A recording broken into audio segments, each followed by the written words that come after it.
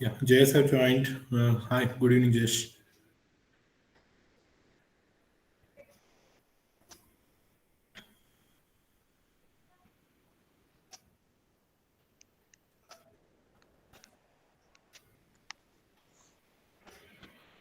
Jayesh and Pushkraj, can you do a quick introduction for everyone who all are here? Yes, sure. Just give me a minute. Yeah, I'll go forward with that. Yeah, Yeah, yeah. yeah. So hello everyone. I'm Pushkraj. I'm one of the co-founders at Revamp Moto, and my core expertise or my core function at Revamp Moto is to make sure that all the production and technology part is moving smoothly and going as per plan. My expertise lies in manufacturing processes and IoT. So my first job was in sheet metals and plastic films in Nashik itself. Then I switched my careers into IoT for 2 years. And right after Corona, I started my own startup by the name of backslash N.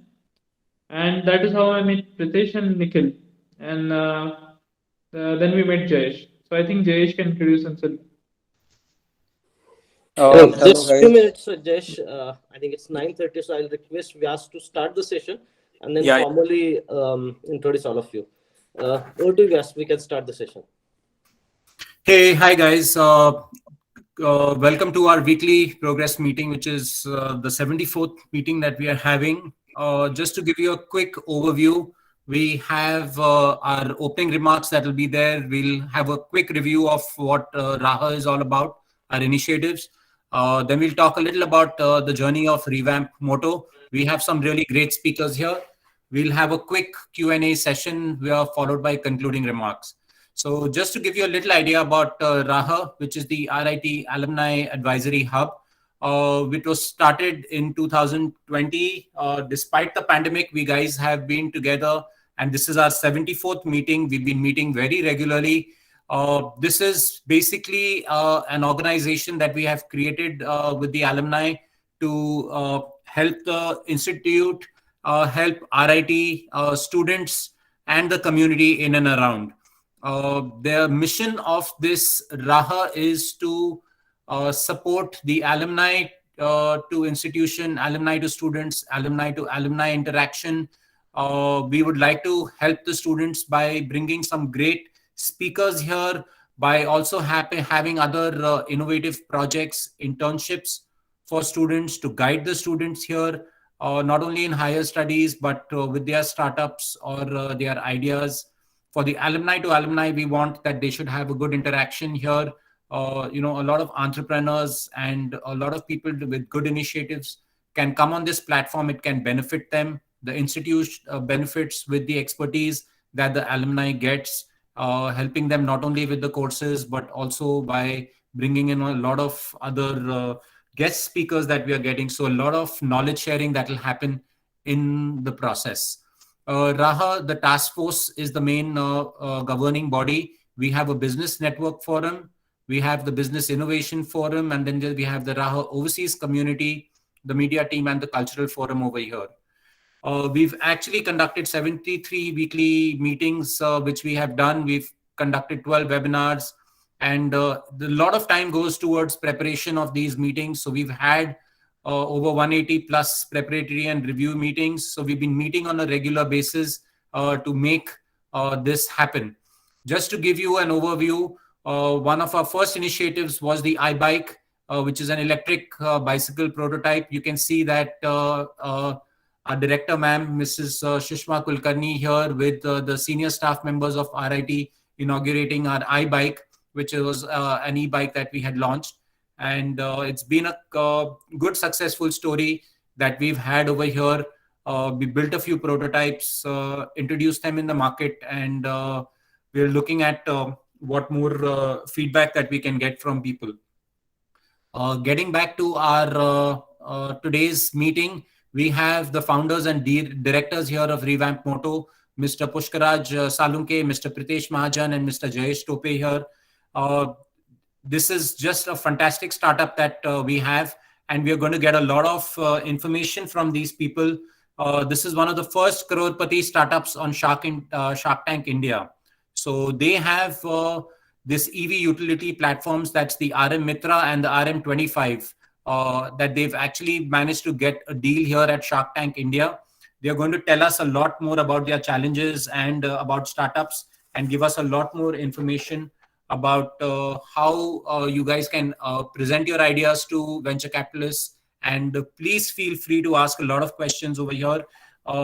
We also have Mr. Nikhil over here, who is their mentor, and he is going to actually tell us also a lot of things and a lot of questions that can be asked to him. He is from DISC, that's a TCS initiative. So we have some really great speakers. I'm not going to take much more time here, and I would like to just jump into this session. So over to you guys, Pushkraj or Pritesh or Jayesh, please, if you can take over. Thanks. Yeah, thank you, Wes. Thank you. You're welcome. So what I can do is, so since I'll be presenting the screen, and before I just jump into the presentation, I would like to give just one minute to Jayesh, Pushkraj, and Nikhil as well to briefly introduce themselves, and then I can go ahead and present the screen and take over the presentation. Jayesh, you can go ahead. You're on mute, Jayesh. A minute. Yeah. Am I audible? Yeah. I can hear you. Okay. Hello guys. So I'm Jayesh Tope, again co-founder at Revamp Moto. So what I look after Revamp Moto is, coming from a tech background as well as coming from a startup background, I look after the business and technology side both. So talking about my previous experience, I'm a mechanical engineer, a previous work experience in Mahindra, Thar project. And apart from that, two startup experiences. One is an electric vehicle startup, they named Nikola Motors, and second is into agri-tech supply chain named Vegetable Farms. So that's my previous experience, and that is my role and responsibility at Revamp Moto. And we have been doing this since past 1.5 years, and it's going great. I guess Nikhil can take over. Yeah, thanks, Jayesh. Pushkraj, you want to add anything? Yeah, I'll let Nikhil take over first. Pushkraj, you may go. I can add afterwards. Okay. So I'm Pushkraj. I'm also co-founder at Revamp Moto, and my expertise lies in technology background and manufacturing processes. My previous experience was in sheet metal and plastic trims, and then I switched my career to IoT. So I have a good technology and manufacturing background from there. Also, my personal interest lies in automotive. Since my very first day of college, I was part of 2 Formula student competitions, and we have been I met Pritesh through my previous startup named \n, and then we both met Jayesh and Nikhil. So Nikhil, you can take over from there.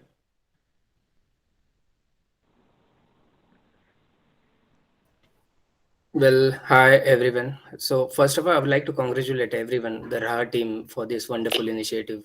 Probably most of the each college needs this sort of initiative to promote entrepreneurship and overall to get to know the corporate structure, right? To have ice-breaking sessions for students itself. So I'll briefly introduce myself. My name is Nikhil Devre. I work as a community manager at Digital Impact Square. It's a TCS Foundation's initiative. We call it a pre-incubation center, a social innovation center, where we nurture social enterprises, mostly into 7 verticals, that is agri-tech, healthcare, sustainability, assistive tech, environment, food tech, and citizen empowerment. We get the application from across India, and we shortlist according to our own screening process, and we onboard them, and we have a boot camp at Nashik, 18-month boot camp, where we nurture them to build their prototype to MVP and sustainable product out of it, an enterprise which they can scale afterwards, which later on they get introduced to further impact investors or incubation centers, or commercial incubation centers. Yes, thanks a lot. Okay, thanks Nikhil, and thanks Pushkraj and Jayesh. Can anyone confirm if they can see my screen? Yes, Pritesh, please go. Yeah, and okay. So hello everyone. I am Pritesh Mahajan. I'm the founder of Revamp Moto, and just like Jayesh and Pushkraj already introduced, so we started Revamp Moto 1.5 years back in Nashik. So we all are based in Nashik, And what Revamp Moto is? Revamp Moto is an EV startup. So currently as an EV startup, but we are not a two-wheeler manufacturer. We are not a EV manufacturer. So we call ourselves, we are working on a wonderful concept called as modular utility platforms. So we are a modular utility platform company. And that is what we will be working on, irrespective of the technology that we use. So to briefly introduce myself, I'm a mechanical engineer. And after that, I did my MBA from IIM Sambalpur. After which I was placed into SBI as an assistant vice president of marketing. So I was in SBI, placed in Mumbai for 3 years, but I got bored of the government job. So I did a second master's in UK, which is in renewable energy. And I got bored of UK as well. So I came back to India, started the startup with Jayesh and Pushkraj. And what we'll do right now is I'll just quickly run you through our pitch deck. The motive behind this is not the content, but the slides that are there, basically, and the reason why these slides are there. So I'll just give you a brief background why this pitch deck, I believe, would be a good optimized version of good pitch decks of startups, is because till date we have almost pitched our idea to more than 50 to 60 investors from various backgrounds. And this pitch deck, if we see version wise, it would be somewhere between 20th or 25th version, because we kept on updating it. So again, what Revamp Moto is, like I mentioned, it's a modular utility platform startup based in Nashik. And our tagline is built to adapt. So we are building whatever solutions we are building. Those are not specifically mobility solutions. Those are mobility and utility solutions, which are built to adapt as per the customer's use case and not the customer adapting to the vehicle's use case. So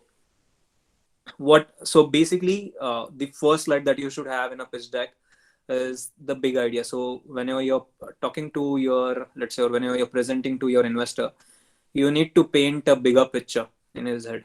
You need to make him believe, that this idea is really big and it will solve a big problem, which is where you will catch him and catch his interest, and which is where he'll be interested to listen to the next 30 slides that you might have. So this big idea you can have your vision in this, your company vision, your mission into this, and also a short and crisp introduction about the company. And it goes really well with the picture of your product that you might have. So this gives them an overview. The next slide that you might, or you should have, is called the problem slide. We have named this as case study that we have done. And in this slide, you can see, we have identified 4 different key areas which we are focusing on, like the farmers, delivery executives, hawkers, or different labeled people. So we are kind of trying to portray that we are, these are the couple of problems out there, and we are making solution to solve these problems. So this problem slide is really important, because this will basically help the investor to understand if the problem is actually that big or not. And if he feels the problem is not big, he will not even listen to your next slide. So you need a really good problem statement, and also a couple of your market surveys to identify and to support your problem statement in that case.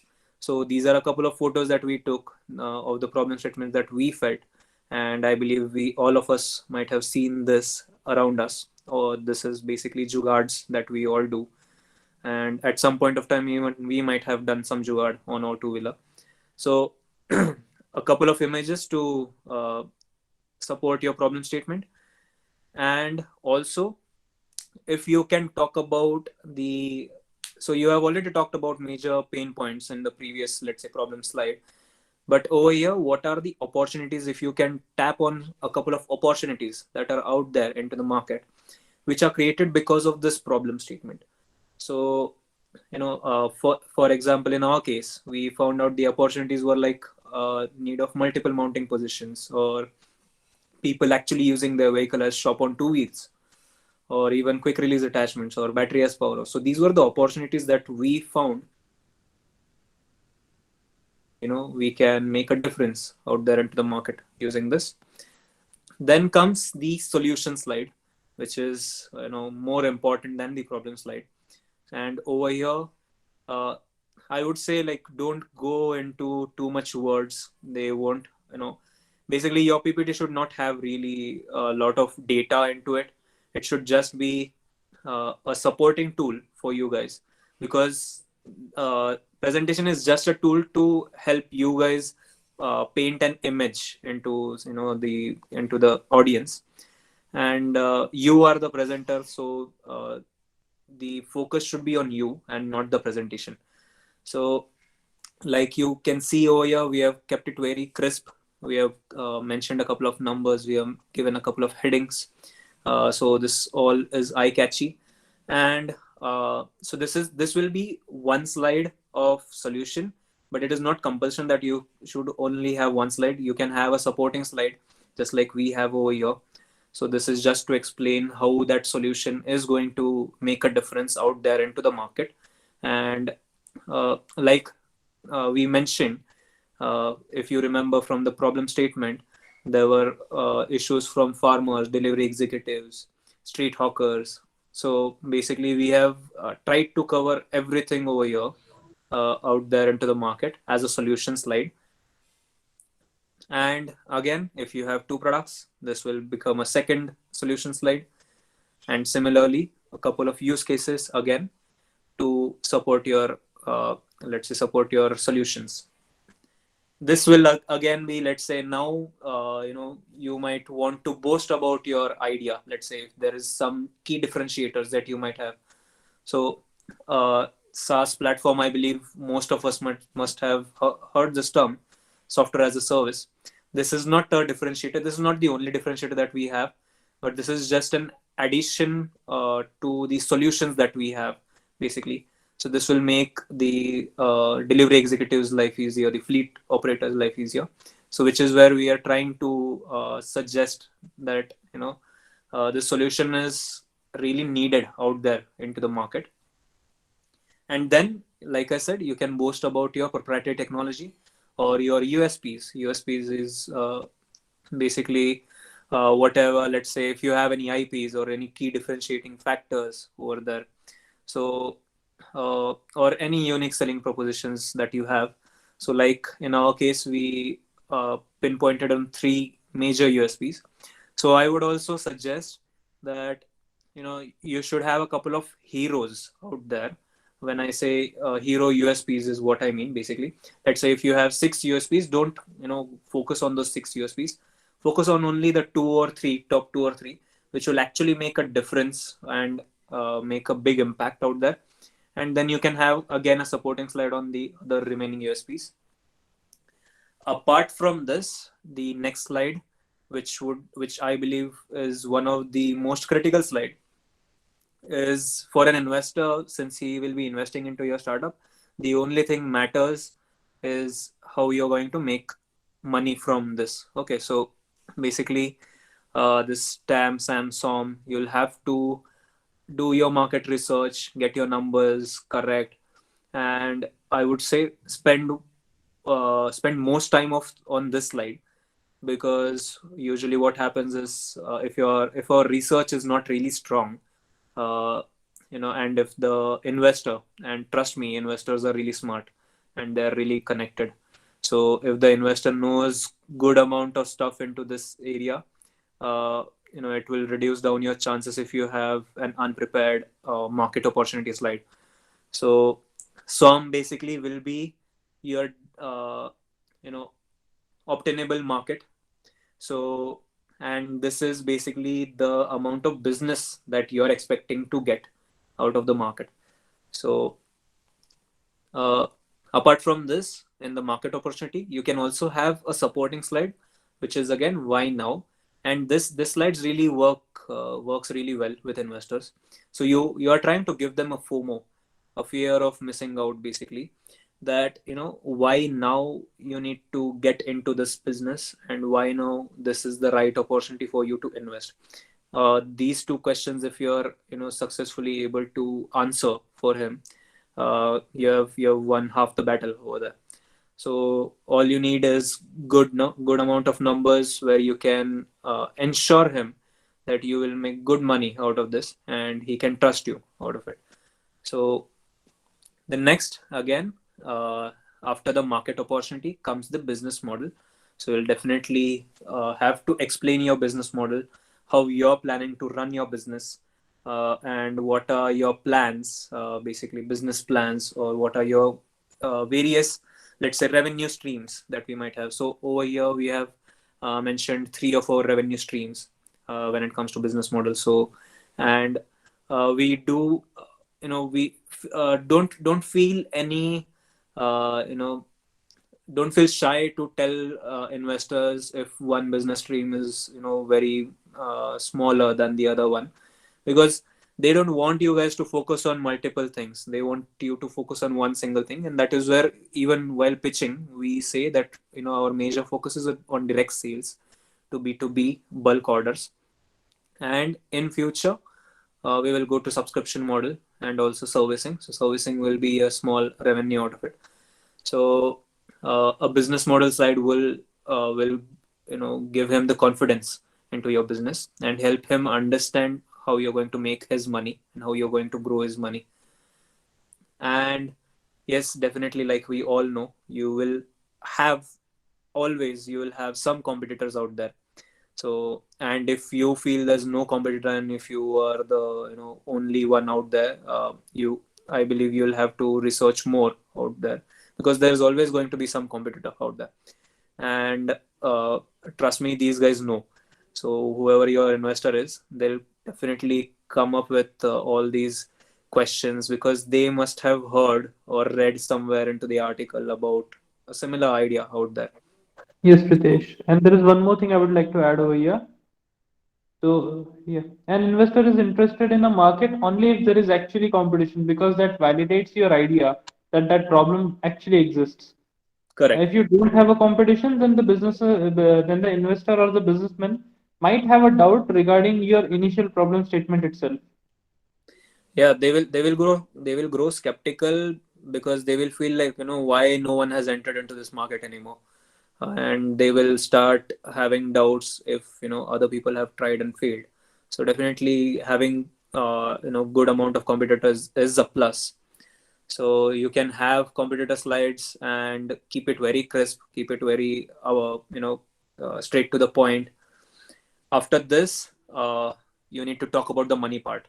So what is the difference that your offerings are going to make into your users' life, basically, in terms of monetary? So there can be monetary differences, there can be mental differences, physical differences that might be there. In our case, it is definitely monetary differences, and which is where we are focusing on the operating economics for a usual delivery executive, a cargo driver, let's say.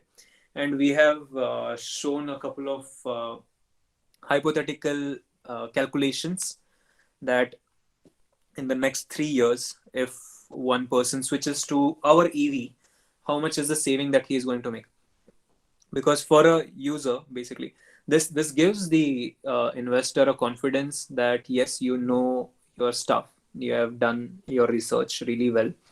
And this also basically builds a good reputation in your investors' mind about you, that you have done your homework seriously, and you understand this business, and you understand this let's say benefits that the user are getting, because you will have to step into the user's shoes. So over here we have done the same. We have done a hypothetical situation where our user is going to use 100 kilometers per day, and in that case the amount of saving that he is going to make, so that is what will attract the users, and that is what will definitely attract the investor as well. So yes, after that, once you have painted all of these scenarios and all of this pictures, this is all words basically, but now is the slide which will interest your basically in investor a lot, and he will love to understand what you have done till date. So you'll have to talk about your current traction, and don't feel shy if you don't have any current traction. It's okay to start afresh, but I would say if you're starting afresh, have some current traction and then start approaching investors, because no one wants to come on a untested boat, basically, because they don't know when it will sink. So you need to put in your money, put in your time, put in your efforts, and basically at least make a minimum viable product, which, like you can see, we did for our internal validations. And this is where the investors basically build some trust on you, that yes, you guys have tried this out, and this is not just in just in words, let's say, or just in dreams. So you have tried something. And again, similar, like I said, we have two products, so two traction slides. And then again, differentiating factors over here, that basically this is again a minimum viable product that we did of an IoT module. This was developed by Pushkraj, and we did our in-house testings, like the range, tracking the range, or geolocations of the vehicle. And this actually gives the investor basically some credibility. It builds some credibility that yes, you have tried something out. So again, this is an important slide. So this talks about your, let's say, 3-year down the line or 5-year down the line plan. Like everyone must have faced, like in HR interviews, like where do you see yourself in 5 years? This is what the investor wants to hear, where you see your company in the next 5 years. And in this slide, you can talk about your expansion plans, and also, let's say, if there are multiple business verticals that you want to get into, or if there are multiple, let's say, products that are in pipeline. So you can talk about it. Then comes the team, basically. So the founder slide, if you are a single founder, I would suggest you have just one slide where you will, half of it will be talking about you and half of it will be talking about the team. If you are multiple founders, definitely have 2 different slides, just like we have done. So one is founder slides over here. One is definitely mentors. I'll talk about this again. And this is the team slide that we were talking about. And we have also mentioned, this is really important to build your credibility, that we, in the bottom, we have mentioned our key industry collaborators. So these are the people who we are working with, and since these are all multinationals, this gives a good credibility. Then again, investor definitely knows, and even you should have this. You should be open to this, that none of us basically knows it all. So you will definitely need industry mentors out there, be it a team member, let's say, or on an advisory board, or just as a goodwill advisor.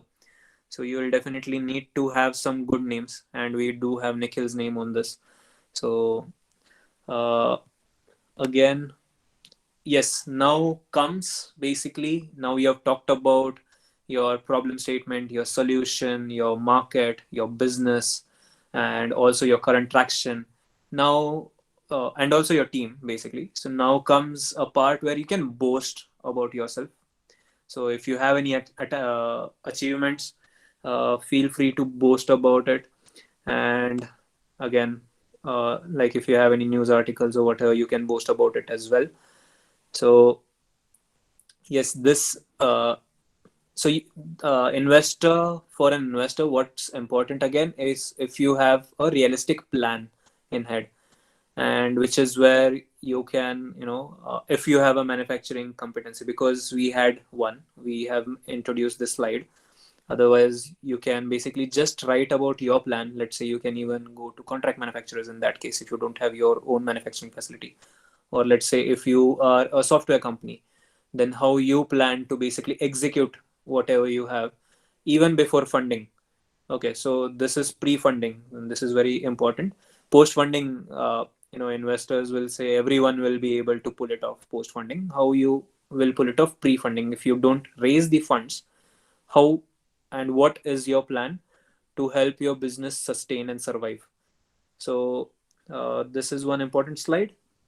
Then definitely what everyone is interested about in terms of investment is the financial side. What you are going to, how you're going to make money, and what will be the scale of this. So you can have three, basic and very important factors over here. Is very simple, like revenue, your expenses, and your profits. That's it. That is what the investor wants to understand. He doesn't want to get into a lot of numbers, because uh, you know you need to understand that this is a preliminary meeting that you are trying to have with him, and you will need to finish the presentation between 15 to 20 minutes. So which is where if you try to speak a lot, you will start losing your investors. So you just need specific numbers out there, and whatever questions that you have, you can definitely mention about that. And again, if you have any industry partners, if you have any prior customers, that is sone pe suhaga, I would say, because that I would say increases your chances of getting an investment up to somewhere around 70-75%, because there are already let's say clients who are willing to do a pilot with you, or let's say who are willing to pay for your service that you're going to provide. And this is a market validation for the investor. Yes, you have found out a couple of clients, and with his help and with his network and with his funds and experience, you will definitely can go out into the market and grow your business exponentially. So again, you need to mention your ask over here. So like we mentioned, we even boasted about our current investors. If you have any current investors, feel free to talk about them. Feel free to, because this is like a good market validation. You can tell your investors that these guys have shown interest and also showed some trust on the brand, basically on your company. And which also this funding figure should not be just in numbers. You need to have a bifurcation of utilization of funds. This is really important, because this is a very clear question. It's always there, no matter if you're raising 10 lakh rupees or no matter if you're raising 100 crore rupees. The bifurcation, the utilization of funds is definitely will be there. So you'll need to have this. And yes, ending slide, that's it. And you can have your annexures after this ending slide, basically, if there's any more information that you want to give, which you don't feel is very relevant into the presentation, but should be there. So I think this is all, basically all that we can have. Just a minute.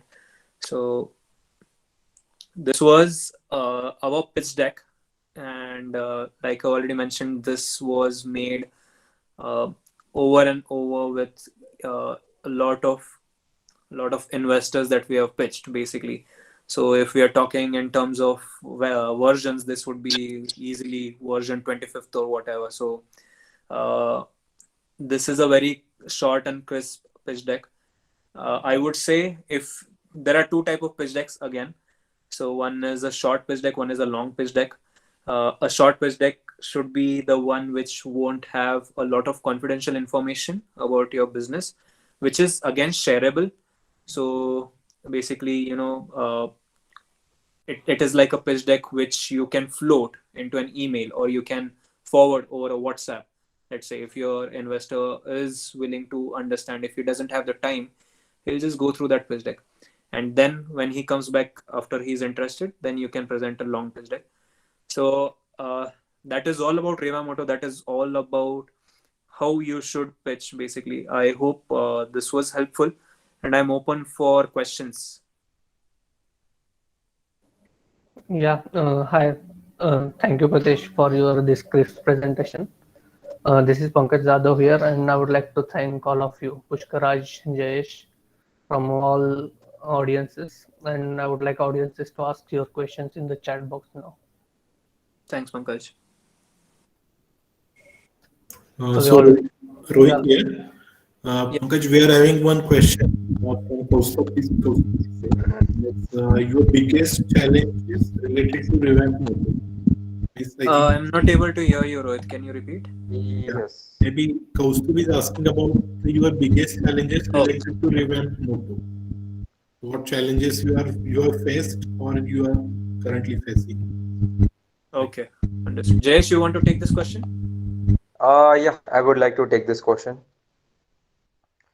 So, biggest challenge being for the Revamp Moto right now, yes, competition is good for us, but even the competition is a very big challenge for Revamp Moto. That has been a question from day one to Revamp Moto, and but it's beneficial for us because competition होने के कारण we have tried to find a very niche segment market.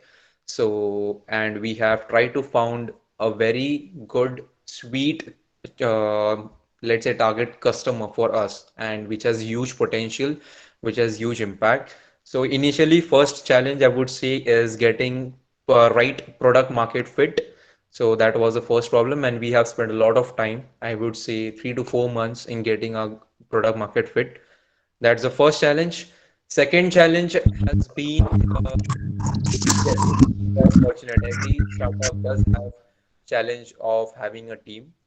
We did have a challenge, but we were able to convert our batchmates, our colleagues, our teammates into our team of Revamp Moto. So that was the second challenge, but I would like to mention them as well. So we have a team of almost 10 to 15 members who have been working with us since past 1.5 years, and that's totally on trust. So building a good team is also a challenge.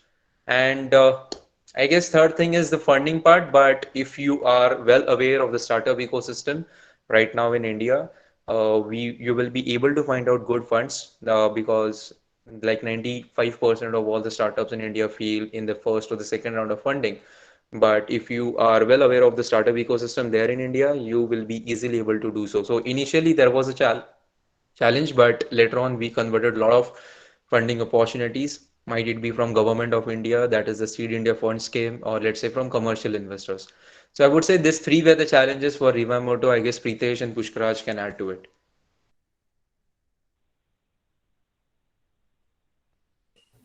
Oh, sorry, my bad. I was on mute. So I would like to add one point. Sorry.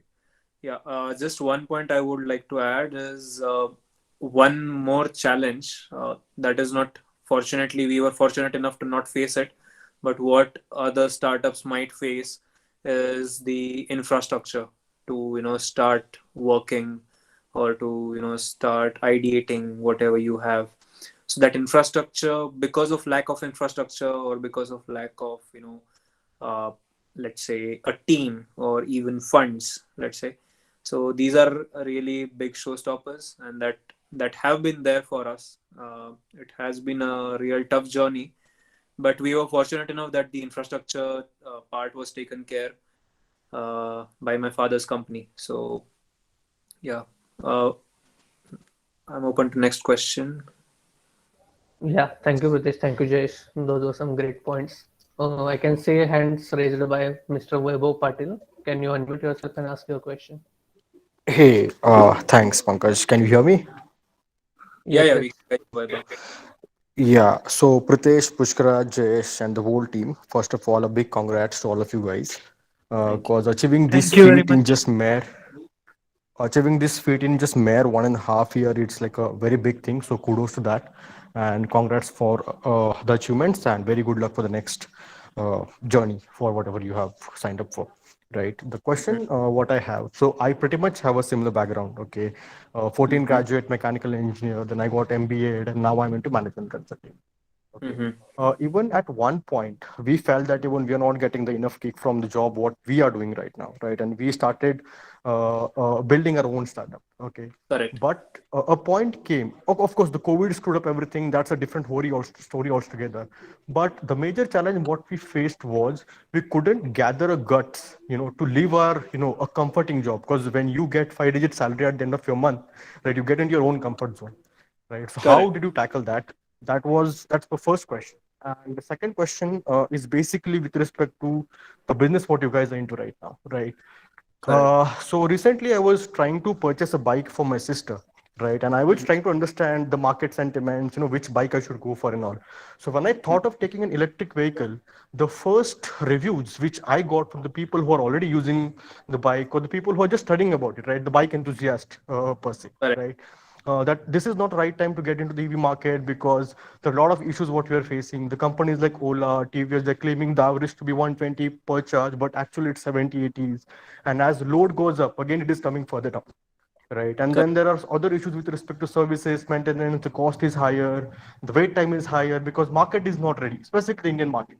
Correct. So how are you ensuring that you are not getting, you are tackling these challenges going forward with respect to market sentiments overall? These are two Correct. questions what I had.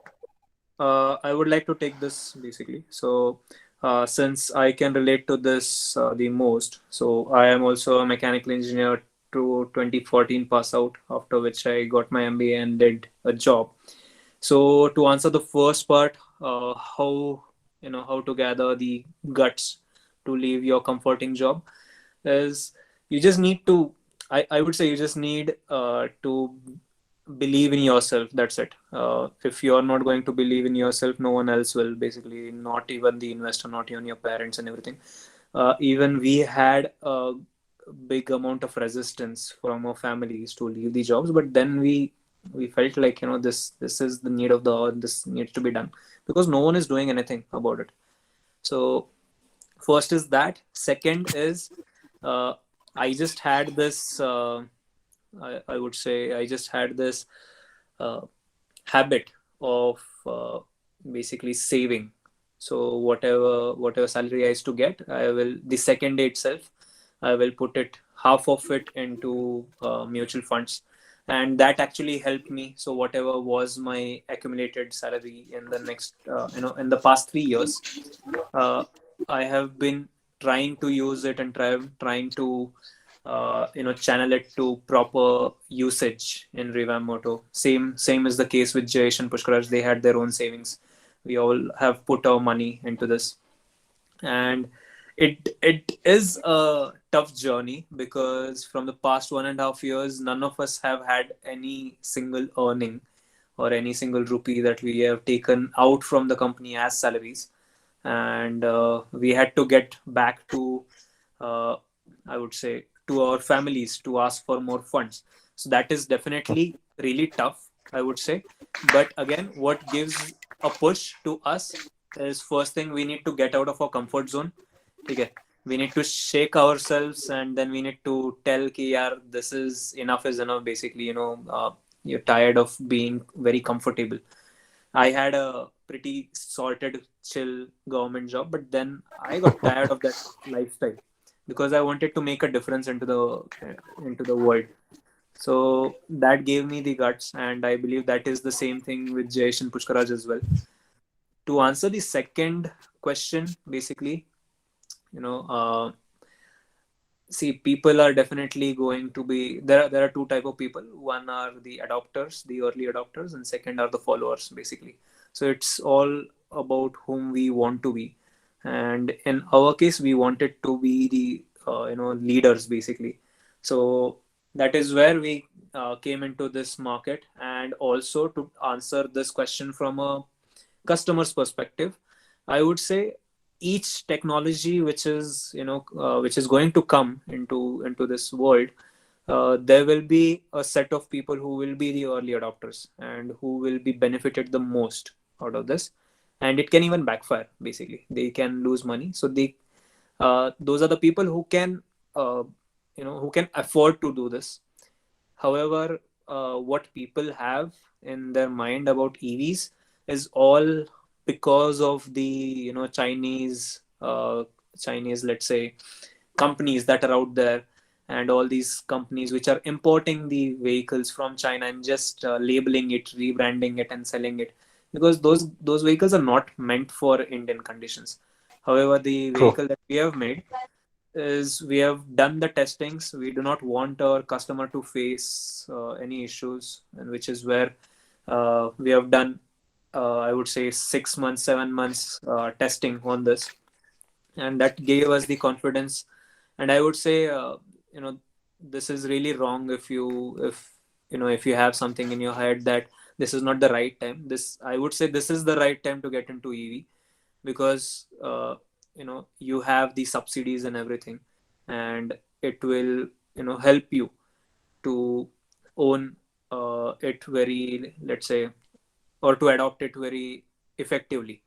Otherwise, in future, the value is definitely going to rise once the subsidies are gone. So I hope I have answered your questions. Yes.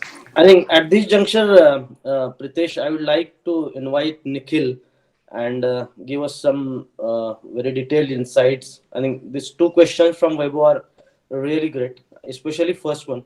So Nikhil, I think Sure, sir. you've been handling this situation for number of startups. So how you look at this particular aspect? The first Sure. question from Vaibhav. Sure. So Weber, a very, very valid question.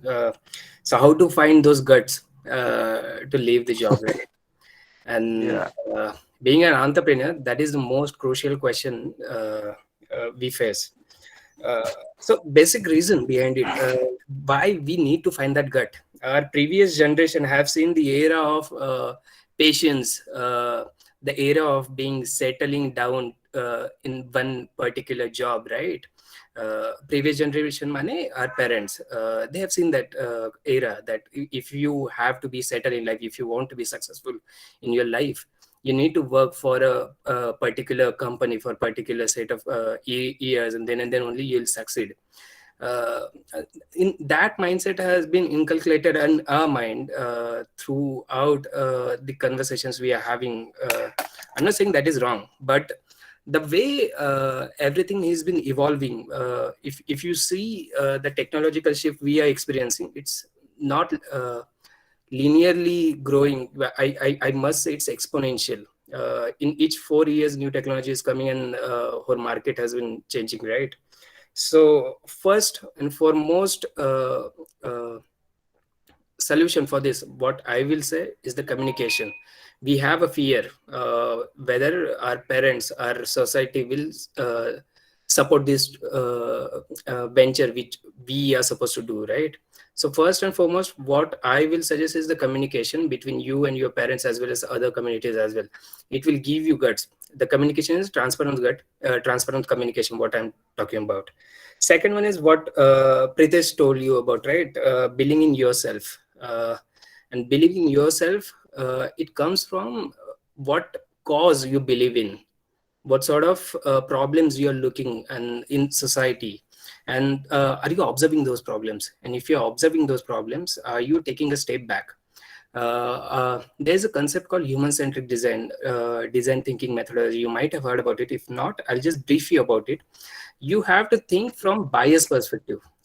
What person in front of you might think of your product? What usually we do, we being an engineer, we directly jump on the conclusion, we directly jump on solution. This is the problem, this might be the solution, which might be the perfect fit for this problem. But to be very honest, there are hundreds of solutions, and if you have validated that solution with your stakeholder माने पहले से validate कर लो. अगर if you have any idea or say any solution or any challenge which you have came across and you want to solve that challenge, you validate challenge first. Yes, challenge solve करने लायक है या नहीं. If you have validated that challenge, like if you are facing some challenge, if you are seeing some challenge in regards with farmers, communicate with farmers and validate the challenge area. If you have validated that challenge, you build that confidence in yourself that dude, ये challenge solve करना बनता है. There might be certain solution. That certain solution, there are a number of solutions, hundreds of solutions. You might validate solutions with the stakeholders which you have identified in the first place. This will build your confidence, and I'm pretty sure ये gut वाला कुछ रहता नहीं. Once you validate your product, once you validate your problem area, once you validate your challenge, no, definitely, but naturally you will start working on it. Job छोड़ने का वगैरह वो आएगा ही नहीं दीपक में. Thanks, Nikhil. Yeah, thank you, Nikhil. Thank you, Pritesh. Thank you, Vaibhav. Yeah, Uh, thanks, Nikhil. Thanks, Pritesh. I mean, yeah. for the And first venture, definitely it didn't work out the way we expected. But going forward, whenever I get into my next one, definitely these mantras, whatever you have given, would be handy and helpful for me. So yeah, a yeah, big Definitely. thanks sure, and Vaibhav. very good luck for the your futures as well. Yeah, Yeah. thank you, Vaibhav. Another entrepreneur on the platform, Mr. Swapnil Patil has raised his hand. I would request Swapnil to ask his question.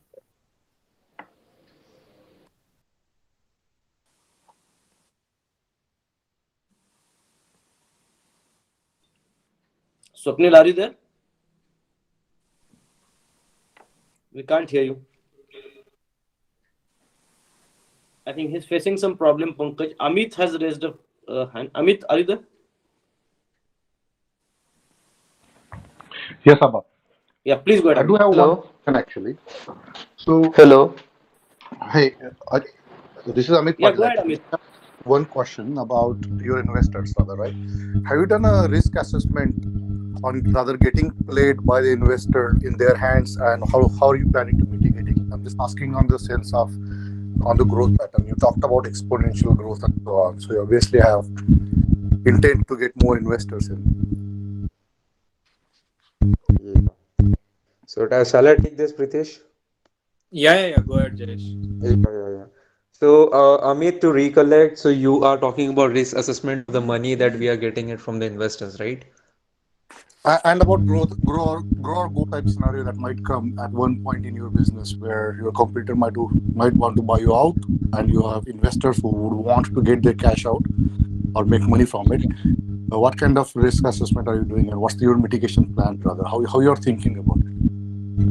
Yeah, so first of all, regarding the growth stage, whatever we have predicted or forecasted is based on the market analysis. So, as Pritesh has explained on the pitch deck, if we see the why now or the target market that we are targeting is 1% sales of a product, specific product that is TVS Super Excel there in the market. So, initial first year, we are just targeting 1% of the that particular product, which is very achievable.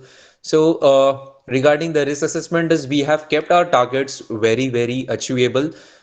We have seen the startups there in the market claiming a lot of bookings, a lot of pre-orders, and falling short of deliveries. So, what first strategy that we have played is keeping like promising lesser, delivering higher. That is the mantra at Revamp Moto, first of all, and that the investors have also appreciated because a lot of startups there in the market claim a huge, but they are not able to deliver. So yes, the first mantra is we are keeping our numbers within limits, that is too achievable.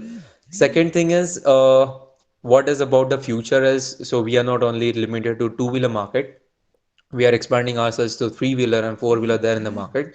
And when we are talking about the three-wheeler and four-wheeler, again, it is not again same to the common products there in the market. So when I say three-wheeler, it's not common like an electric rickshaw, or four-wheeler, it's not like a passenger car. It's again a whole new concept coming in for the three-wheel concept and the four-wheel concept. So we have lined up our product segments for the next 5 to 7 years. That's the first thing. And it's not only that Revamp Moto is going into just one segment, we are expanding vertically and horizontally as well. For example, we know that heart of the electric vehicles is battery. So our team is completely working on the battery stuff for the next 4 to 5 years. So we have well advanced technologies that would be applicable to other future automobiles there in the market. So we are vertically as well as horizontally expanding our we can say let's say the product market fit. And talking about the exit strategies for the investors, the risk mitigation for them. So we have kept it multiple ways.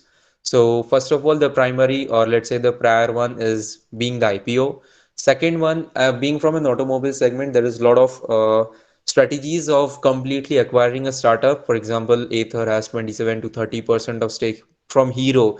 So yeah, for a time being, it feels like we are selling out to a bigger company, but strategically, it plays a very good role because that company becomes a strategic partner or let's say a strategic investor into the other startup, or let's say in Revamp Moto, there would be a strategic partner, and that will obviously help us in exponentially growing. So we have kept multiple options for our current investors. So first of all being the IPO, and second being like let's say if the other bigger OEM is trying to get some of the majority stake in Revamp Moto itself. So we are always open to it. At last, every startup is here to make money and to grow them exponentially. So I guess it might answer your question if there is any further thing to answer.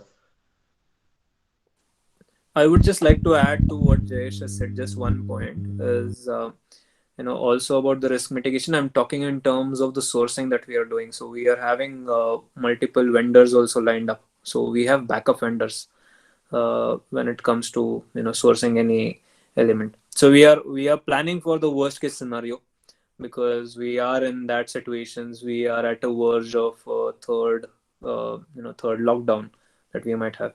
That's why we are, and also we are also estimating that our demand might be too high from what we have planned.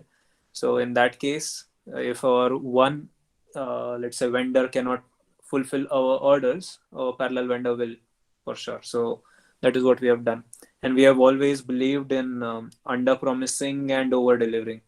So that is our mantra at Revamp Moto.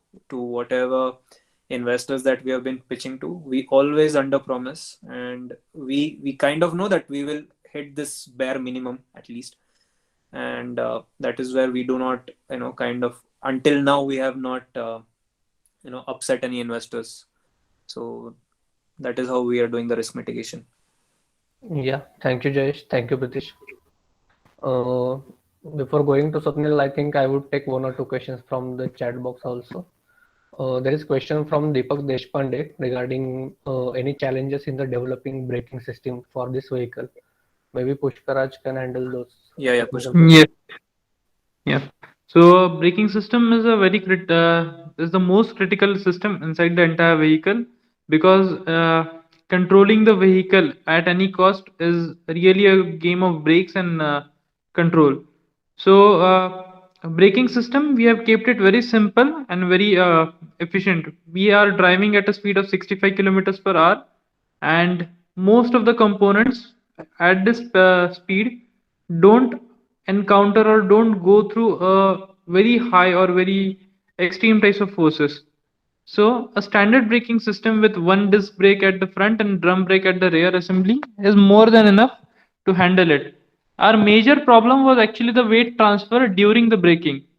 Since our vehicle is made to carry load or high loads, the weight transfer of this uh, loose mass or mass which is not uh, firmly held to the vehicle is very high. In that scenario, if the weight is not properly distributed throughout the vehicle, then the braking system might fail. So we solved this problem by introducing multiple loading areas on the same vehicle. You might have noticed that the current vehicles that are in the market, people try to load everything on the rear seat, which definitely reduces the pressure from the front seat, and that is how the braking system fails. What we did is we provided a loading area with 120 kg capacity at rear, with 60 kg capacity at mid, and 20 kgs capacity at the front of the vehicle. By allowing this multiple loading areas, we have distributed the weight so that the braking system can function efficiently and without failures. Yeah, thank you, Pushkaraj. Those were great insights on the braking system. There is another question from Aniket Jadhav. How long is battery life and how many years it will take to replace it? Yeah, Yeah. I would like to take this question.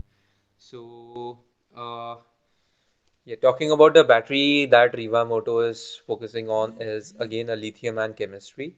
So in lithium ion, we have some special chemistries that is coming in. So, how much is the battery life? The battery life will last around for 5 to 6 years with a warranty of 3 years. That gives around a cycle life of 1200 to 1600, depends upon the driving patterns and the usability from the customers.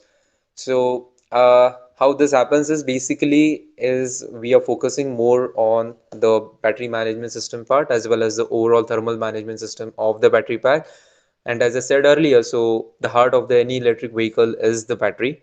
So Revamp Moto is developing their own battery packs, and we are giving a lot of importance to the battery technology. So I guess that answers your question.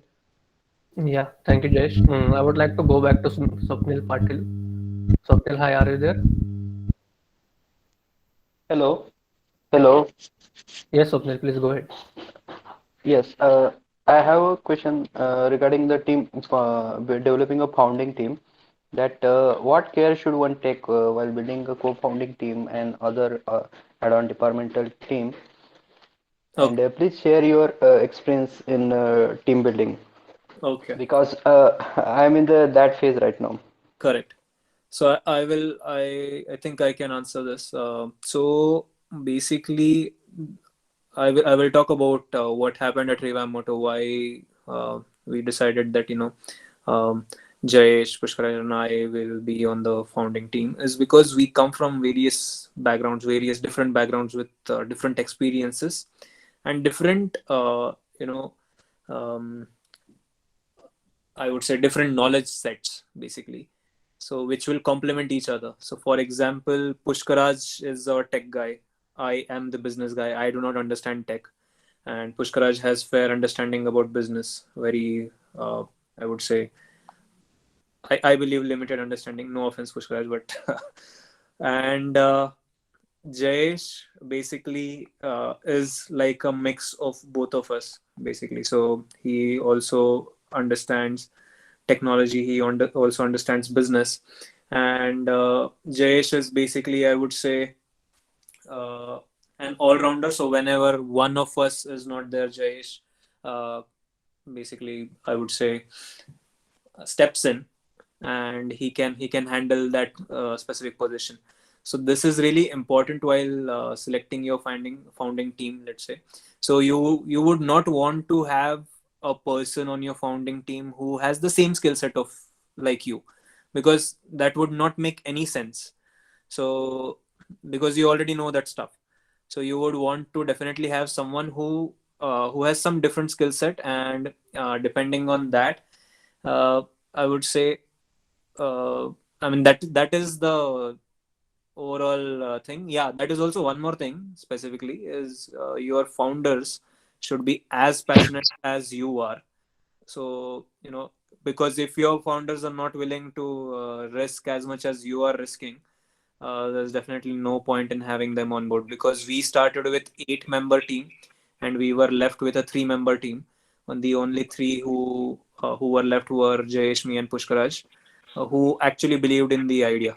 So that is definitely going to happen with you as well. You will definitely go to that through that space, through that filter, where you will start with a big team, and then I would say 1 year down the line you will be only left with a couple of few people, but those are the people who will definitely stick with you throughout the entire journey.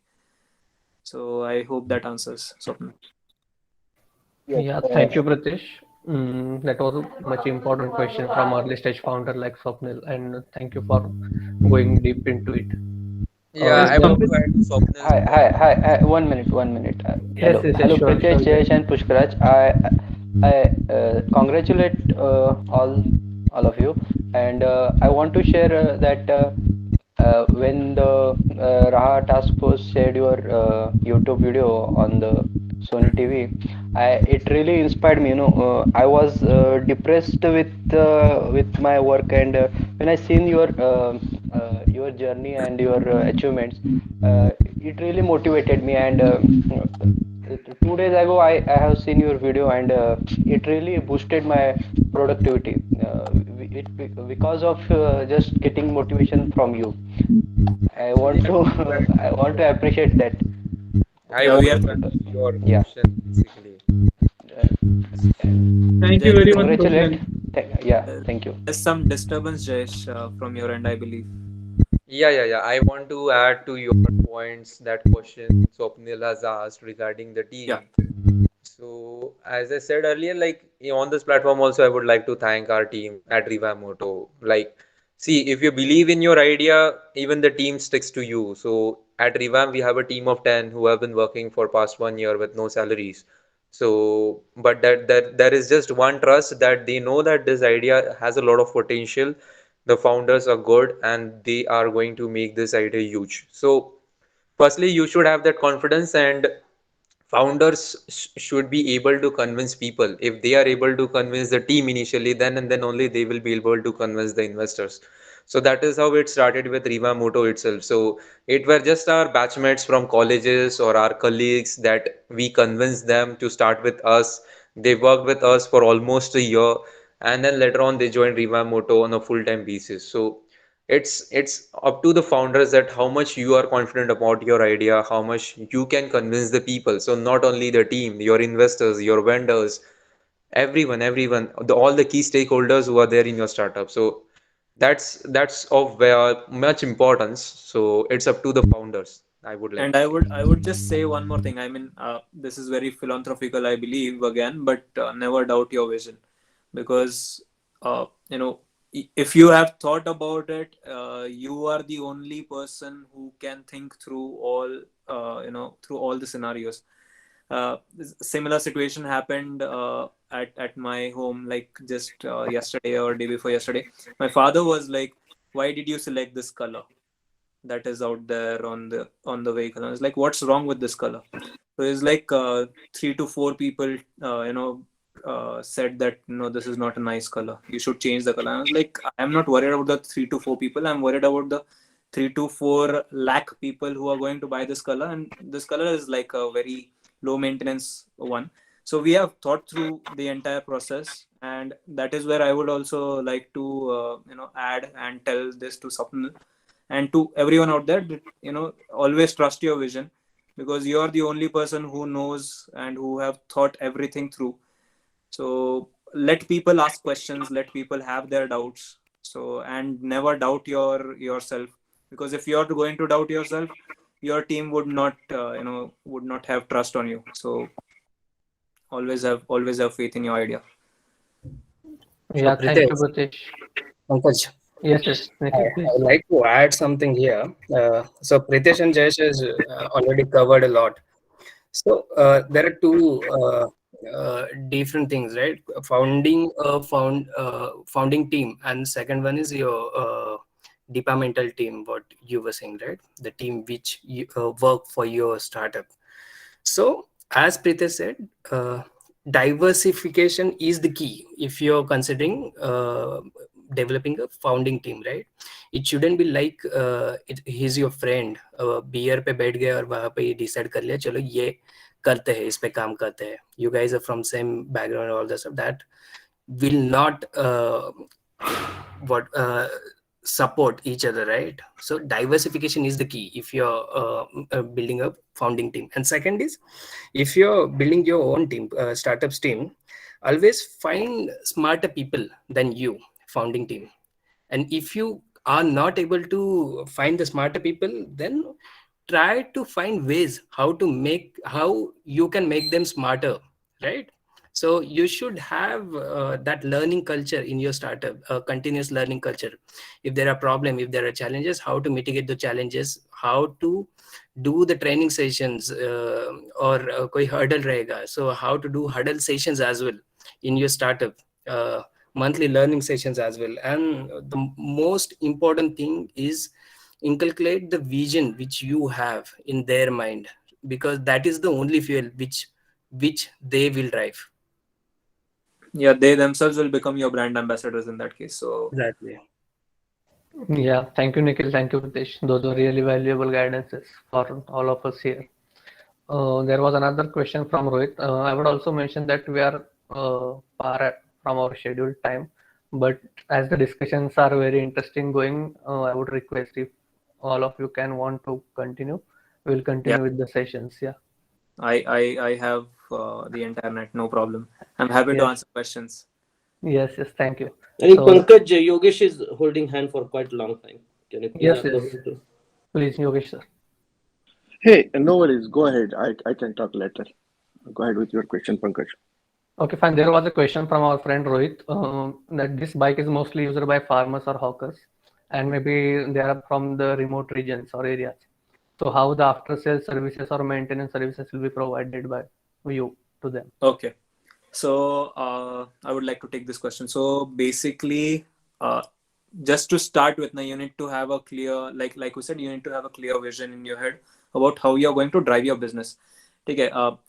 problem and solution and everything is really good, everything is good, but until unless you have a plan to execute and make this idea into a business, it's not going to work. So basically, in our case, we are not planning to cater to B2C market initially. We want to play safe, so we want to cater to B2B market first of all, with bulk orders, where we don't have to, where our customer acquisition cost, there's a term called as customer acquisition cost that I have to pay to acquire each customer, my time, my money, and my efforts that are there. So my customer acquisition cost is really high when it comes to B2C. And instead of that, what we thought is, why not to go ahead with B2B clients, where we will have one-on-one relationships with these guys, where let's say if there's any problem that's there in the EV, he won't go out on Twitter and tweet something bad about us.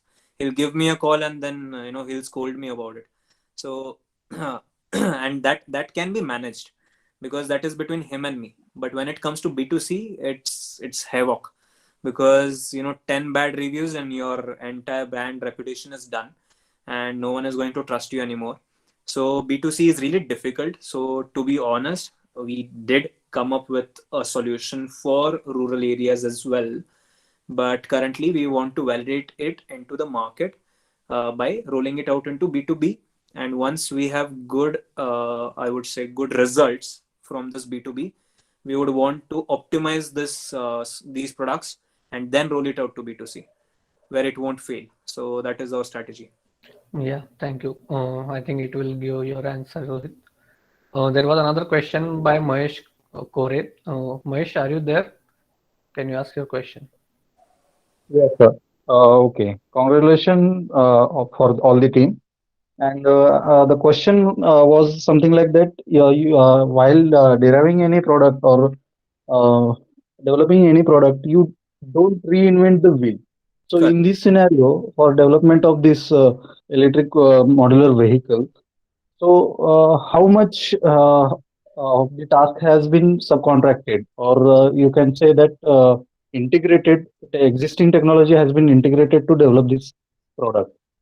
And Correct. how you derive that, whether suppose in this scenario you have said that the battery was the main criteria, and you have very much good development capability with respect to this. So this is the one way for braking system, for suspension, for wheeling, for chassis design, something like this. So how much percentage?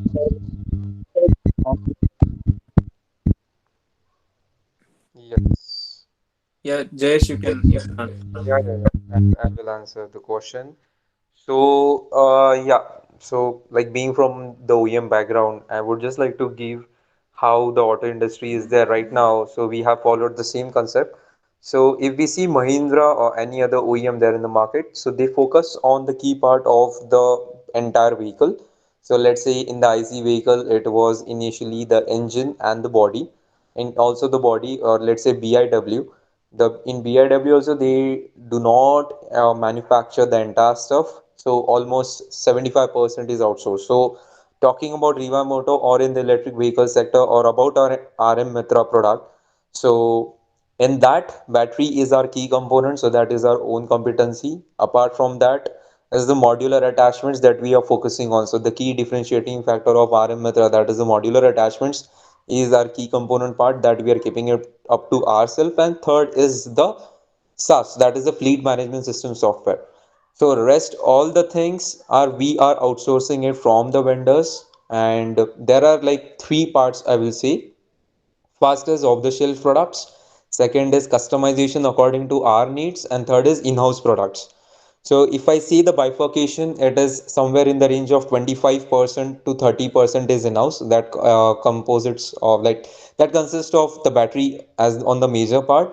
Then 20 to 30% is the, let's say, customized product according to our need, and 40% is off the shelf products that we are directly taking it from the market. So this is how is the bifurcation, and this is how it is subcontracted. Okay. Thank you. I would just like to add to this because I feel there's one point which is really important. Just because Mahesh has mentioned that we did not reinvent the wheel, Mahesh, to be honest. We did not make a very different EV. It's the same EV. It's the same components. It's the same. Everything is same in it. We are not at all boasting even about the technology. What we are boasting about, what difference that we are making, is the usability, is the utility of this vehicle. So we just imagine that this EV should be used in or can be used in these many scenarios, because this has all and all the components and everything that can make it like an inverter, let's say, on two wheels. So we actually thought about it, and then we were like, we just took whatever is there off the shelf mostly, just to fast pace our I would say development process or our minimum viable product. And after that, while going into the market readiness, we did get our let's say indigenous developed product, custom made from a couple of vendors. So yeah, that is how we went. Yeah, thank you much for this question, and thank you, Jayesh and Pritesh. There was Thank you. another question from Pratik Patil. He wanted to know about your experience on Shark Tank platform. Yeah, experience. Pushkraj, do you want to add? Do you want to take this? Yeah, I can. Yeah, go ahead. Yes. So Shark Tank was basically a year-long experience almost. We all were fans of Shark Tank before it actually happened in India, and we used to see all those episodes from US and Australia, and even Dragon's Den and Tiger's Crouching. So there were a lot of shows that were in the Shark Tank format, and when it was announced on Sunil, we were all very excited. So out of excitement, we started like spamming all the posts and all the uh, LinkedIn post of Shark Tank India, and we were so determined to make sure that we get noticed that I think Pritesh used to like check every day, do has Shark Tank India on LinkedIn or Instagram made any post, and comment about our company on it. And once we got shortlisted, we were first asked to make a 3-minute pitch and send it over to the committee so they can examine us, or they can uh, make sure that our startup is fit for the actual show. And that was the most fun experience we had ever had in our startup journey, because there are a lot of points in your startup where you have to make tough decisions, and things like this where you can make fun of, or where you can have fun and let things go, do actually matter a lot, because this audition gave us an opportunity to make mistakes while recording, to laugh about them, to make jokes that we still carry on till this date. So there are a few funny incidents we haven't forgotten, and we still carry them to this date. And that is a good team building activity actually. And after that, once we were selected and shortlisted for a one-on-one interview in Mumbai, we had to make everything perfect and manage everything in order to like get our best shot at it. In that one-on-one interview in Mumbai, we were determined and we were focused that we want to take our entire team of 15 people to that place to experience what it actually is, and not just the founders. So everyone, every single team member knows or has at least some part of that experience with him, with our journey. This actually helps the team to connect with the company on the emotional level, because for an employee, a company is a 10 to 5 or 8 to 4 job. It is not more than that. But for a person who is emotionally connected to the company, or who feels an authority or who feels a responsibility towards company, will not look at the time, but will look at the amount of dedication and hard work that needs to be put. And that actually happened in our case also. So we took the entire team. We like work part is the work part is will take place every day. But this small event, this small road trip helped us to attach on a different level again. After that, there was a radio silence for I think 4 months. We had very minimal inputs from Shark Tank team. There was quite a few documentation process going on, but not a lot of details were exchanged between both the parties. And when we understood that we are shortlisted and we actually have to pitch in front of sharks, we had not more than 10 days in our hands. So again, it was a rush 10 days where we had to get the products ready, where we had to get the pitch ready, we had to get the team ready, and sorting everything and then going there and presenting was a whole different thing again. Even there, we tried to take the entire team, but due to some limitations of COVID, we could not take all the team. We could only take the 50% team with us. The major part or the major experience holding part where we learned a lot was not actually the pitch, but the 2 days before the pitch, where they prepare you for the camera. So that portion, we ourselves don't think of what the process might be or what the actual shooting process might be, because we have never went through that. But that is where these people expertise, and they prepare you for the camera, they prepare you for the starter, they prepare you for all the events to come, and they make sure that when you are in front of sharks, every single word that you utter or every single word that you present has a meaning behind it. So our 5 minutes pitch was shortened down to 3 minute, crisp and short pitch. We made a lot of last minute decisions, even right before going into the tank, that made the pitch what you see it is actually.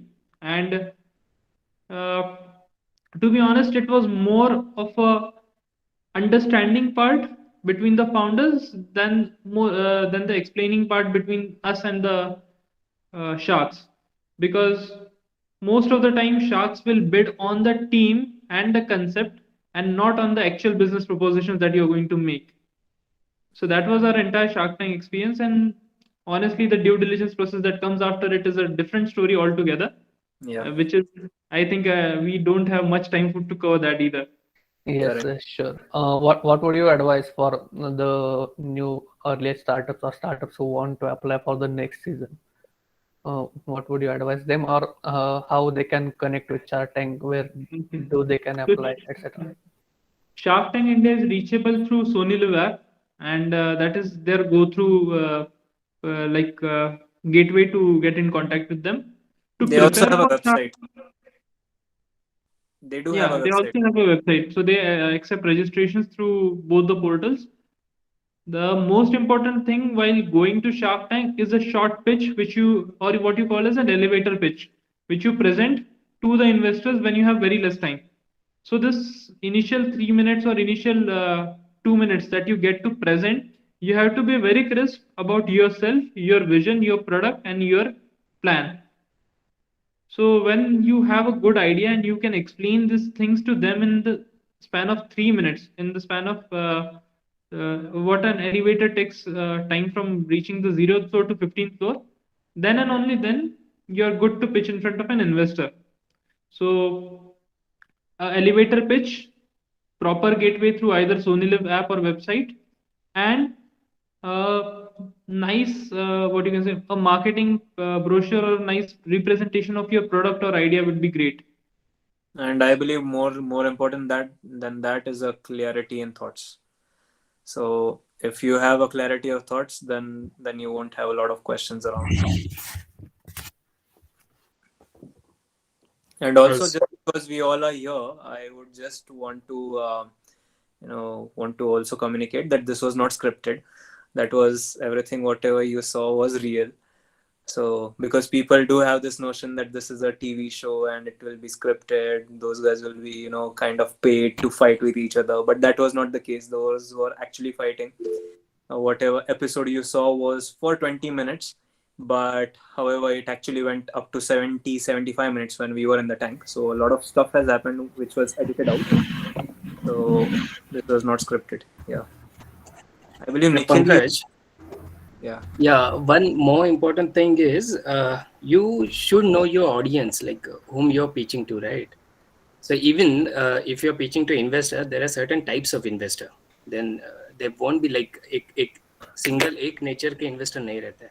Even if you're considering Shark Tank India, right? So they have different sort of what we say expectations from you. Being Sony and Shark Tank. So you need to inline each and every expectations of theirs. So they won't tell you what they are expecting. You have to be very smart enough what might be their expectation, and you need to shift your pitch little bit in accordance to that. Yeah, thank you, Nikhil. Thank you, Pritesh. Thank you, Pushkaraj. Pankaj, can we take last question and close? Yes, sure. I think Azharuddin Zamadar is on unmuted himself. Have you a question? Yes, Yes, please ask. yes, sir. Yes, first of all, congratulations to all team. So we have seen your presentation in the Shark Tank episode. So I just want to know about your cool keep concept. How means electrical in field and that HVAC field you have correlated. So can you please briefly? It is actually technological related question, technical related, but Yeah. just I want to. Yeah, Pushkaraj, I think you will be the best guy to answer this. Yes. So, our first problem statement was understanding how we can keep that compartment cool without wasting a lot of energy. Whatever energy, so like whatever pumps or heat pumps that you see in your domestic purpose, have a compressor and have a phase change material that will extract heat from it. So that is a very inefficient technique because you put in a lot of power to draw very little energy out of that environment. So we wanted something that is light in weight, does not have a lot of moving part because it was going to be fit in an automobile and go under a lot of like harsh road conditions and environment conditions. And we also wanted something that is robust enough to sustain physical damage because it was going to be used by a third party solution again. So how do we solve this problem? We have found two very unique methods of cooling in uh, in this real world scenario. First was magnetic cooling, and second was thermoelectric cooling. So magnetic cooling is something where you have a changing magnetic field with a very small volume, and that will produce a temperature difference across two plates. But that requires a very high setup and high energy requirement, which was again not possible for us to provide on an electric two-wheeler. Then the other option was thermoelectric cooling, where thermoelectric effect such as Peltier effect can be used to extract heat from a small environment. Now, this setup requires a lot of preparation because again running a heat pump through such a small area, you need to be very precise about what type of airflow you need, what type of heat sinks do you need, and what type of conductors do you need. So when using thermoelectric effect, we have to make sure that there is a perfect isolation between two sides, with a thermoelectric couple has one hot side and one cold side just by applying a voltage across it. And it is very hard to separate those two sides with each other because they are right next to each other. So providing that thermal insulation or providing that thermal isolation from side A to side B was our biggest challenge. Then our biggest challenge was to provide that appropriate airflow to maintain cooling inside the environment, because too much airflow will let air out of the box when you open the lid, and too little airflow will not cool the entire volume in minimum amount of time, which is actually required for our scenario. So it was again an act of balancing. The major two challenges which I want to highlight is understanding the technology, and second one is applying the technology. So both were solved by a team, which it took us a lot of time, but patience is the key in this scenario. Okay, thanks. Yeah, thank you, Pushkaraj. Thank you, Azharuddin. I think I would take last question from Rohan. Is it okay, Yeah. Abba? I think there's one in chat box also. I think let Rohan go ahead. Yes, Rohan. Yes. Yeah. We So don't mind. guys, We don't mind questions. So just keep them flowing. And also, just sorry, 1 minute, Ron. If we are not able to answer your questions, feel free to reach us out on LinkedIn. We are approachable on LinkedIn, and we are working towards helping other budding entrepreneurs grow. Us, Nikhil, basically. all of us in Nashik. So for sure, we are very approachable on LinkedIn as well. So yes, Rohan, please go ahead. Yeah. So like I have only one question. So I'm a recent graduate.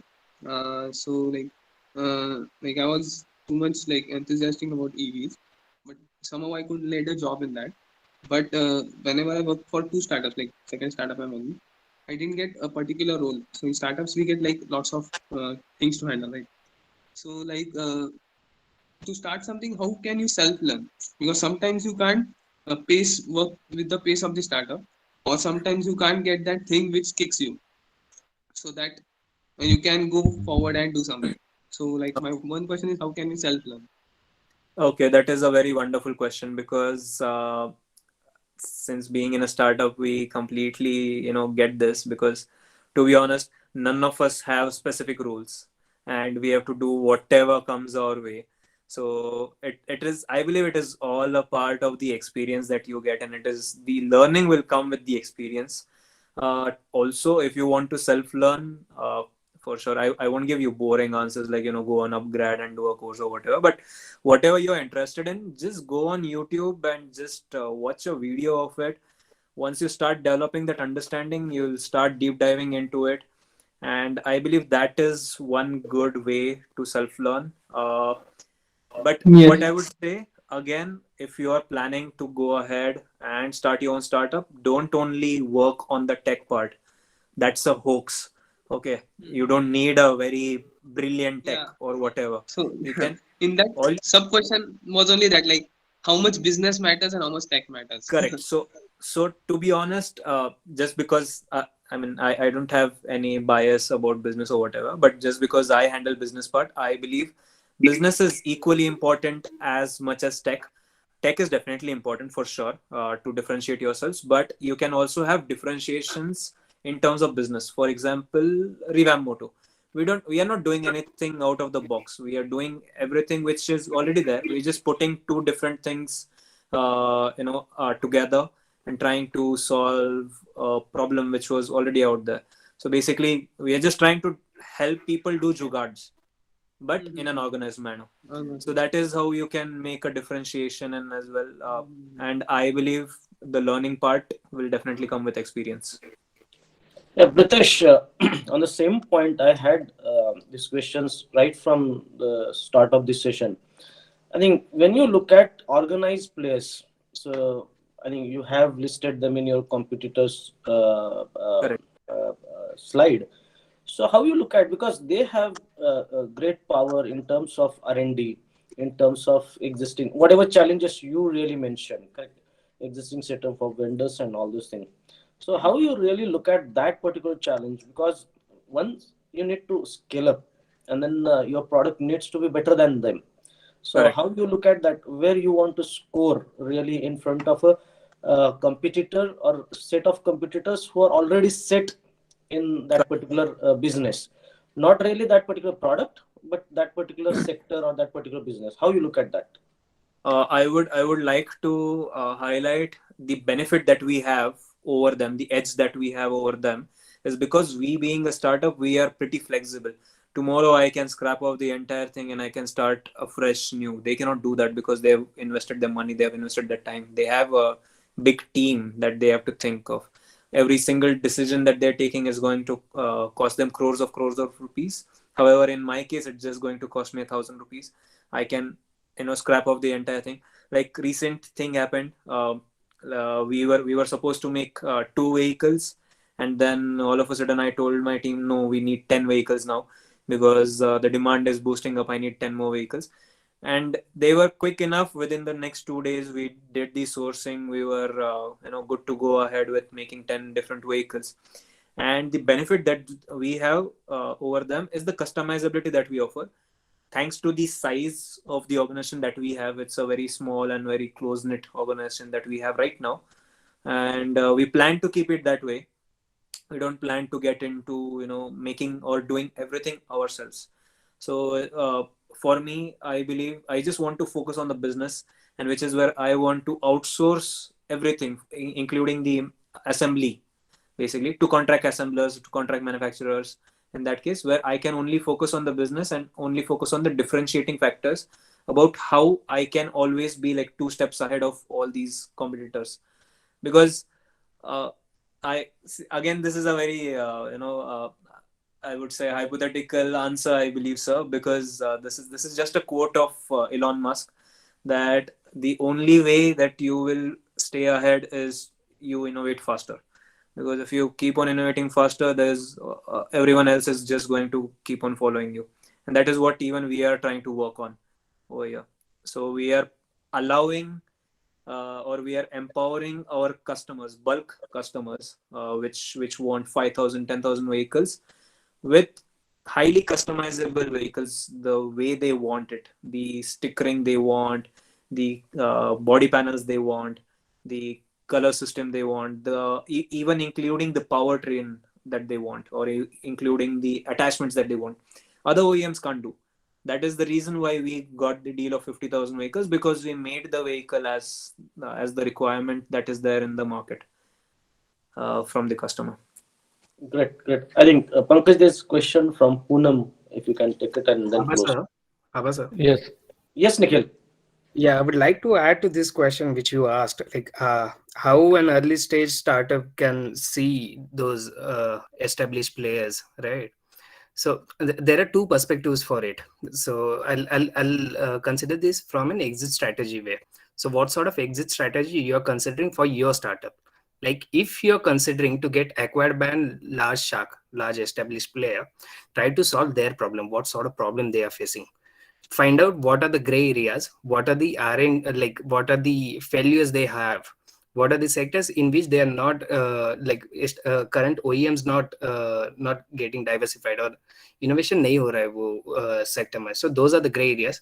Try to find those gray areas and start utilizing your efforts over there.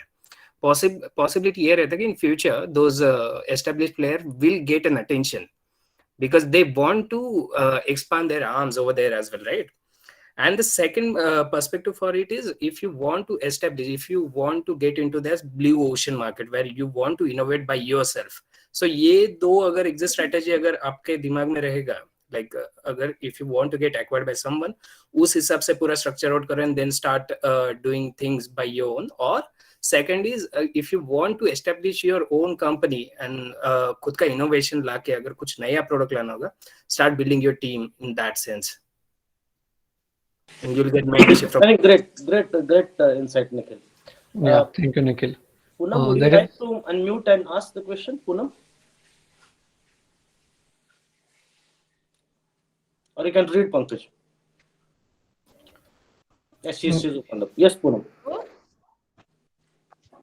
Yeah, my question is to Pritesh and team that how much Shark's experience benefited to your business model? Zero. Out of your curiosity. Zero, because those guys are not even onboarded as of now. So just like Jayesh said, the due diligence process is still going on. So we have is soft commitments from them, but yeah, their name definitely helps. So because people see these guys, like I said, there are only going to be two type of people. One are the early adopters and one are the followers. So we already got the early adopters onto our idea, basically, which are the sharks. And thanks to the national television, almost I would say more than 1 crore people watched it. And because of which today on my website, I have almost 150 people waiting to invest into Revamp Moto, who are willing to invest and who I have to turn down because I'm looking for strategic investors. So just thanks to that I get a pool. And now I get liberty to pick my investors, which is really, really tough and which is really very rare. Most of the startups won't get that opportunity. But if you do get the opportunity, definitely pick the investors which are very strategic and which will help your startup to grow. Yes, I have a connected question with it to you as well as to Nikhil. Like when you are going out looking for investors, like how you should go for some particular investors who can actually help you in the business. Correct. So I have a very straightforward thinking about it. Is I would say restrict your your efforts to, I would say, not only focus on high net worth individuals. You'll get a lot of high net worth individuals.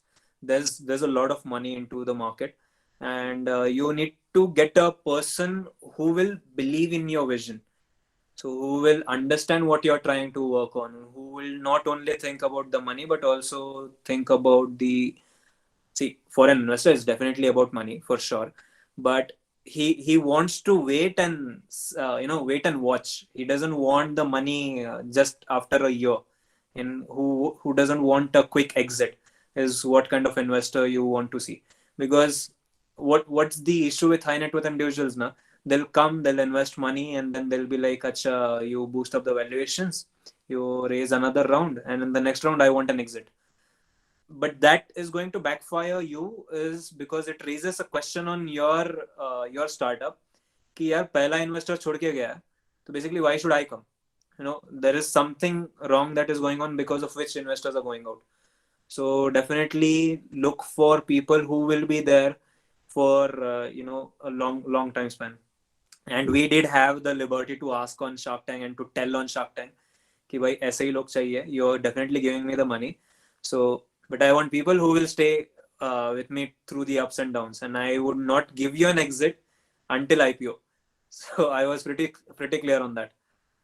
So Pankaj, basically be very choosy. Yeah.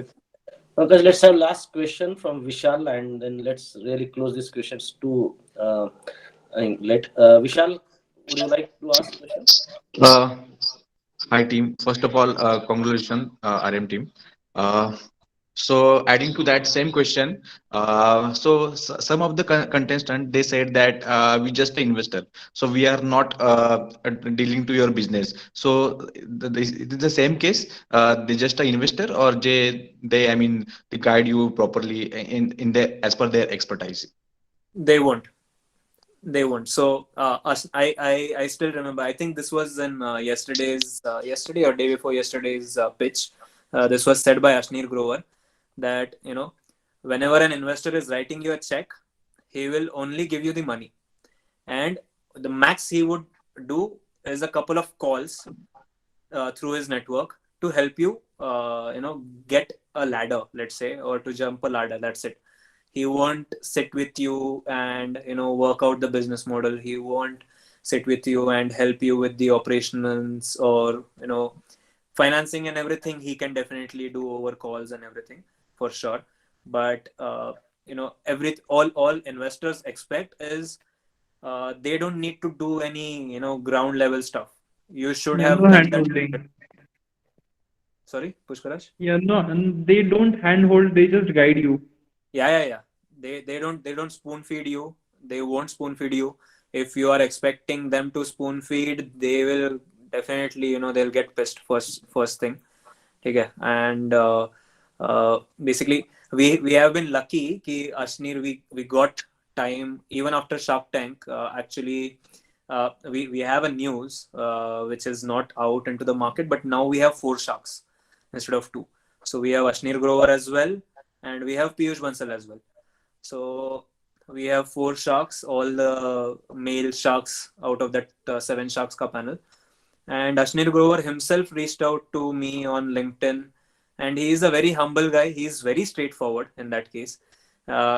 He doesn't choose his words really wisely, I would say, but he is pretty straightforward. He doesn't keep anything in his heart.